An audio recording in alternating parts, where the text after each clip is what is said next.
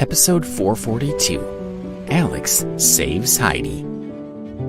The people watching held their breath and waited for the shell to explode on the roof. But a moment later, Alex had jumped off the roof, and there was still no explosion. "Oh my gosh," Celia whispered. Celia knew a lot about mortar shells. They were launched with such velocity and power that they were impossible to stop with a human hand. Whatever Alex had used to stop the shell must have been stronger than the force behind the shell. Otherwise, he could never have stopped it. She was incredulous. It seemed impossible that even the famed Master Alex could have more power than the strength of a mortar shell. And yet the abandoned factory building was still intact. The spectators watched Alex jump off the roof, still carrying something on his back. Everyone was astonished. No one had seen how Alex got inside the factory, let alone how he stopped the shell they had fired at the building. They just couldn't understand what they had just witnessed. Although they couldn't quite make out what Alex was carrying on his back, they all guessed that it must be Heidi. Alex had rescued her. Everything appeared to have worked out perfectly. Both Heidi and Alex were safe. Celia was the first to react. She shouted into the walkie-talkie, "What are you waiting for? Go and meet him!"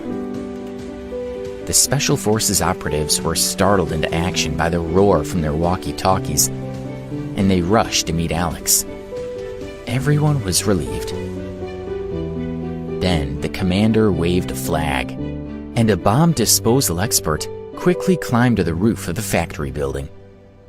After carefully deactivating the shell, he made gestures to the people below, indicating that there was no possibility of the shell detonating. After confirming that it was safe, a large number of Special Forces operatives ran into the abandoned factory to apprehend the kidnappers. But within minutes, they ran back out again. "Report. The enemy's been completely wiped out." The shocking words came from the walkie-talkie. Everyone was astounded. "How could the enemy have all been killed in such a short period of time?" Gavin murmured. "In only 2 minutes," Ethan confirmed, as he held 2 fingers up to Gavin. "Impossible," Ash said.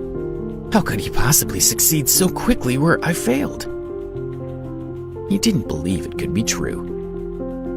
But when he saw the operatives carrying out the bodies of the kidnappers, he stopped talking. There was nothing more he could say. Alex had done it.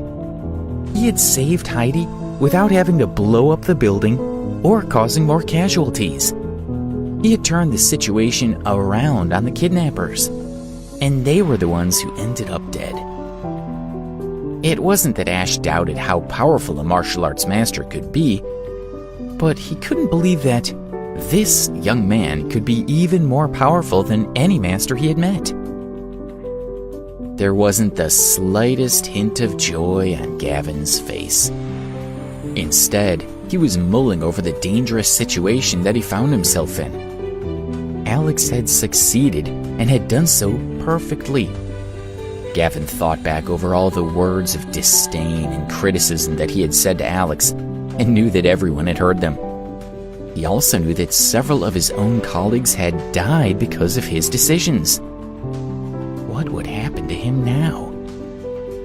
When Alex had left earlier, he had told them that they would all see him again.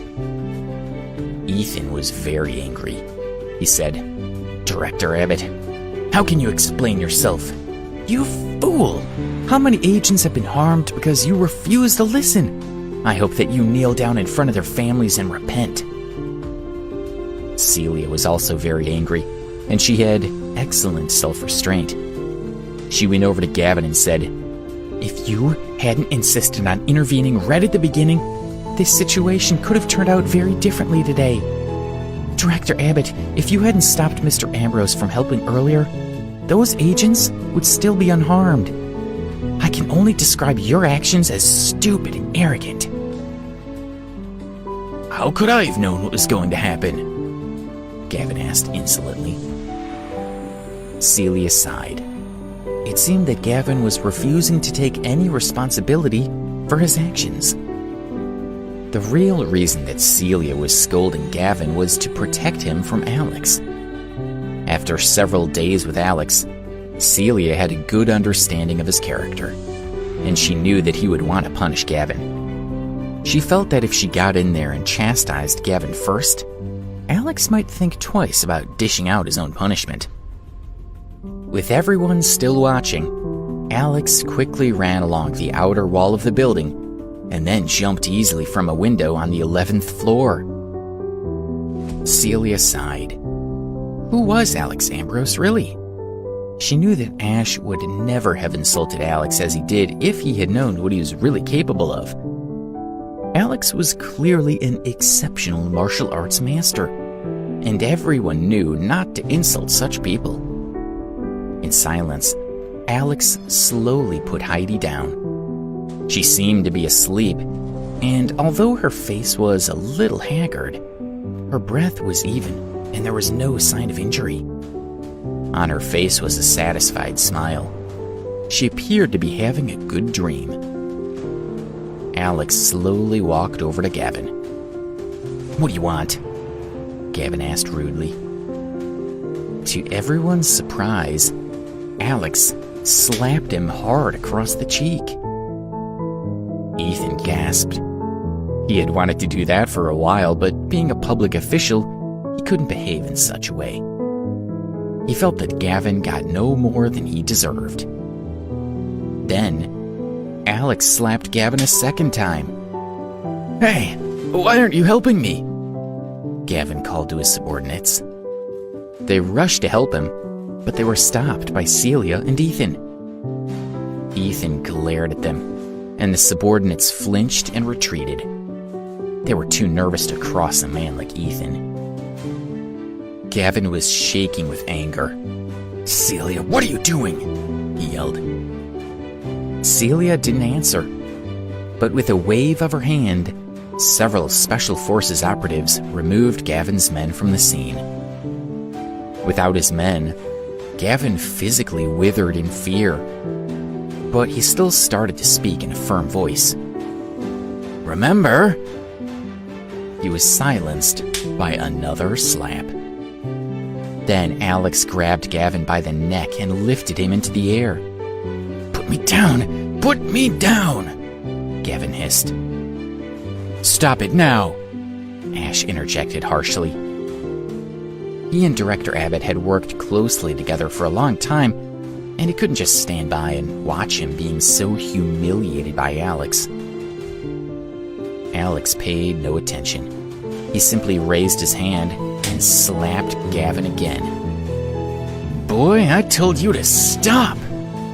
Ash roared. He could no longer hold his temper. His injuries were hurting less, and he was accustomed to people doing what he told them. If Alex didn't stop, he was prepared to fight him. However, Alex ignored him and punched Gavin in the chest. Without much effort, he knocked him to the ground.